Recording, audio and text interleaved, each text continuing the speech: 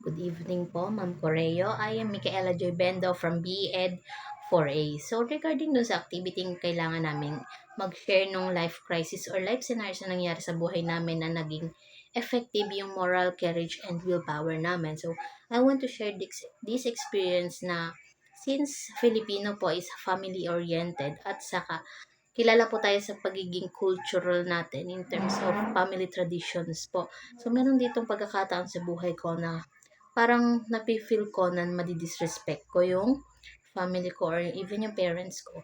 Kasi po, merong pagkakataon na naging matigas yung puso ko.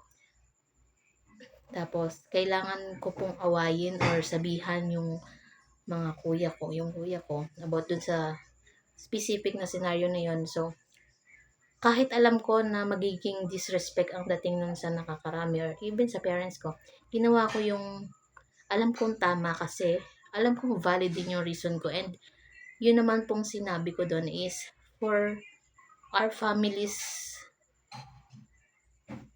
as mirror po. Parang nagiging mirror kami sa isa't isa. Naging valid sa isa't isa yung feelings namin. Kahit na alam natin na yung pagsagot sa mga magulang natin or sa nakatanda sa atin is a sign of disrespect. So, parang sa akin po, ngayon, mas naging open up na kami sa feelings namin. Hindi namin siya ginugroup or hindi namin nahayaang magtanim kami ng galit sa isa't isa. So, ngayon, open up na po kami, and I think, and that scenario po, mas gumana yung moral courage and willpower ko as a person. Yun lang po. Thank you.